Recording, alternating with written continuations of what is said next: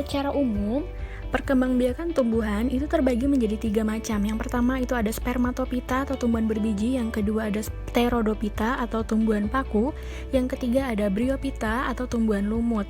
Nah, spermatopita ini itu terbagi menjadi 2. Yang pertama ada angiospermae dan gymnospermae. Apa itu angiospermae? Angiospermae itu merupakan tumbuhan biji tertutup, dan gymnospermae merupakan tumbuhan biji terbuka. Nah, mungkin kalian sudah pernah mendengar angios dan gymnos ini, nak. Yang pertama, kita akan membahas dulu mengenai tumbuhan angiospermae atau tumbuhan biji tertutup. Nah, apa yang dimaksud dengan tumbuhan angiospermae? Tumbuhan angiospermae atau tumbuhan biji tertutup adalah tumbuhan yang memiliki ciri bakal biji berada dalam bakal buah atau ovarium. Nah, contohnya bisa kalian lihat di pohon mangga, rambutan, kelapa, padi, dan jagung. Nah, tumbuhan angiospermae itu sendiri itu mengalami perkembangbiakan secara vegetatif dan secara generatif. Nah, yang pertama itu kita akan bahas dulu mengenai perkembangbiakan vegetatif. Iya, perkembangbiakan vegetatif atau dengan menggunakan bagian tumbuhan, perkembangbiakan ini dapat menghasilkan individu baru tanpa proses fertilisasi. Nah, perkembangbiakan vegetatif ini terbagi menjadi 2 macam. Yang pertama ada perkembangbiakan vegetatif alami dan perkembangbiakan vegetatif buatan. Untuk yang pertama, perkembangbiakan vegetatif alami itu sendiri merupakan tumbuhan yang dapat berkembang biak dengan bagian tubuh tanpa bantuan manusia atau secara alami. Nah, berikut ada berbagai macam cara perkembangbiakan vegetatif secara alami. Yang pertama ada dengan cara rizoma, ada yang namanya rizoma. Rizoma itu merupakan batang yang ada di dalam tanah, contohnya itu pada kunyit, lengkuas, jahe, dan lain sebagainya. Yang kedua itu ada stolon. Stolon itu merupakan batang menjalar di atas tanah, contohnya itu pada tumbuhan stroberi. Nah, selanjutnya yang ketiga ada umbi lapis. Umbi lapis itu merupakan susunan yang berlapis-lapis atas daun yang menebal dan lunak. Contohnya apa? Sangat jelas sekali pada bawang merah. Yang ketiga itu ada umbi batang. Umbi batang itu mengalami penggembungan pada batang di dalam tanah dan berisi cadangan makanan. Contohnya itu pada kentang dan ubi-ubi jalar. Selanjutnya di sini ada yang namanya kuncup adventif daun. Apa itu kuncup adventif daun? Kuncup adventif daun itu merupakan tunas liar pada tepi dedaunan. Contohnya itu pada tanaman cocor bebek.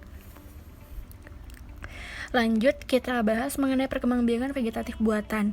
Perkembangbiakan vegetatif buatan itu dilakukan dengan bantuan manusia. Kalau tadi secara alami, kalau ini dibantu dengan bantuan manusia. Nah, ada berbagai macam cara perkembangbiakan vegetatif buatan. Yang pertama ada cangkok, merunduk, dan stek. Contoh dari cangkok bisa kita lihat dari tanaman mangga, rambutan, dan jeruk. Kalau misalnya merunduk itu contohnya bisa dilihat dari bunga alamanda, dan stek itu contohnya pada batang singkong. Baik, nak. Selanjutnya kita akan membahas mengenai perkembangbiakan generatif pada tumbuhan angiospermae. Nah, perkembangbiakan generatif itu merupakan sel sperma dan sel telur itu mengalami fertilisasi sehingga terbentuk embrio yang tersimpan di dalam biji. Lalu biji dapat tumbuh dan berkembang menjadi tumbuhan baru. Pada perkembangbiakan generatif tumbuhan angiospermae itu terbagi menjadi 4 macam cara. Yang pertama ada yang melalui penyerbukan atau disebut juga dengan polinasi. Apa yang dimaksud dengan penyerbukan di sini? Penyerbukan di sini merupakan proses menempelnya serbuk sari ke kepala putik. Nah, penyerbukan itu sendiri terbagi menjadi beberapa macam penyerbukan. Ada 5 macam. Yang pertama itu ada namanya anemogami, entomogami, ornitogami, kireptogami, dan antropogami. Kita bahas satu persatu. Anemogami itu dibantu oleh angin, contohnya itu pada jagung atau tumbuhan padi. Yang kedua ada entomogami, itu dibantui oleh serangga, contohnya itu pada bunga matahari.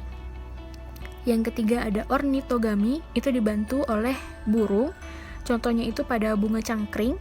Yang keempat ada kiroptegami, itu dibantu oleh kelelawar, contohnya itu pada tanaman kaktus. Yang terakhir itu ada antropogami, itu dibantu dengan manusia, contohnya pada tanaman salak. Selanjutnya, nah ini dia. Yang kedua ada melalui pembuahan atau fertilisasi. Nah, pembuahan pada fertilisasi itu terjadi pembuahan ganda atau terjadi 2 kali pembuahan. Karenanya, inti sel generatif di dalam serbuk sari akan membelah menjadi 2. Lalu 2 inti sel tadi akan berkembang lagi menjadi 2 inti sel sperma. Yang selanjutnya di sini ada penyebaran biji yang ketiga. Setelah terjadi fertilisasi tadi atau setelah terjadi pembuahan, maka bakal biji akan berkembang menjadi biji. Proses penyebaran biji dapat terjadi secara alami atau dengan bantuan manusia. Nah, ini dia. Pada penyebaran biji ini, itu terbagi menjadi 4 perantara. Kita bahas lagi. Ini dia. Contohnya, yang pertama, penyebaran biji itu bisa melalui dengan bantuan angin atau disebut juga dengan anemokori. Contohnya itu pada biji bunga dandelion. Terlihat pada gambar itu adalah biji bunga dandelion yang mungkin beberapa di antara kita sering melihat pada area semak-semak atau di daerah hutan-hutan itu banyak sekali dengan ditumbuhi biji-biji bunga dandelion. Yang selanjutnya itu ada bantuan air atau disebut juga dengan hidrokori. Nah, contohnya itu pada tumbuhan kelapa dan bakau, karena dia memiliki bantuan dengan menggunakan air. Yang selanjutnya ada zookori atau dengan bantuan hewan, itu contohnya pada burung pemakan biji-bijian. Selanjutnya ada antropokari atau dengan bantuan manusia, contohnya pada rumput yang menempel pada pakaian. Baik, yang selanjutnya kita akan membahas mengenai perkecambahan. Nah, ini dia. Pada masa dormansi, biji mengalami masa istirahat. Setelah masa dormansi, maka biji mulai tumbuh menjadi tumbuhan baru. Inilah yang dikatakan dengan perkecambahan. Baik, selanjutnya kita akan membahas mengenai perkembangan hidup tumbuhan angiospermae. Nah, perkembangbiakan hidup tumbuhan angiospermae itu dimulai ketika terjadi penyerbukan, yaitu jatuhnya serbuk sari ke kepala putik. Setelah melekat, maka serbuk sari akan menyerap air dan berkecambah membentuk buluh serbuk sari. Nah, tumbuhan gimnospermae itu merupakan tumbuhan yang tidak memiliki bunga seperti tumbuhan angiospermae. Tumbuhan gimnospermae ini memiliki alat perkembangbiakan generatif atau disebut juga dengan strobilus atau runjung. Penyerbukan pada gimnospermae itu terjadi jika serbuk sari menempel pada lubang bakal biji. Contohnya itu bisa dilihat pada hutan pinus, pakis haji, dan tumbuhan melinjo. Selanjutnya kita akan membahas mengenai perkembangbiakan tumbuhan paku. Perkembangbiakan tumbuhan paku di sini merupakan perkembangbiakan yang menggunakan spora. Nah, pada tumbuhan paku di sini berkembang dengan menggunakan spora. Spora adalah inti sel yang berubah fungsi menjadi alat perkembangbiakan. Contohnya pada tumbuhan paku ekor kuda dan tumbuhan pteris. Nah, untuk lebih jelas untuk mengenai pembahasan perkembangan tumbuhan paku bisa dilihat pada gambar 2.31 pada halaman 83 di buku cetak IPA yang kalian punya masing-masing. Selanjutnya ada perkembangbiakan tumbuhan lumut.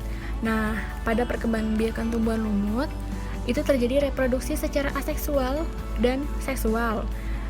Reproduksi aseksual itu terjadi dengan pembentukan spora di dalam sporangium atau kotak spora. Spora tersebut kemudian tumbuh menjadi gametofit. Nah, terlihat pada gambar di sana. Atau mungkin bisa kalian lihat kalau di buku cetak itu ada di halaman 85.